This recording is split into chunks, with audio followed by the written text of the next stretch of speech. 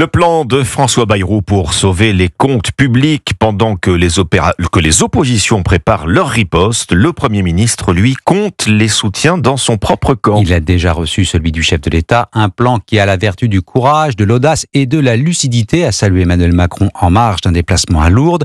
Du côté du socle commun, on se fait un peu tirer l'oreille pour vanter les mérites de ce plan de rigueur. Calcul politique, prudence dessus, l'élection présidentielle est dans toutes les têtes, Arthur Delaborde.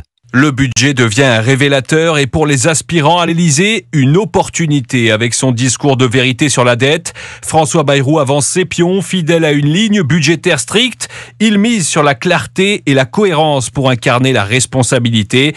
Une posture qui pourrait servir ses ambitions pour 2027, même en cas de censure.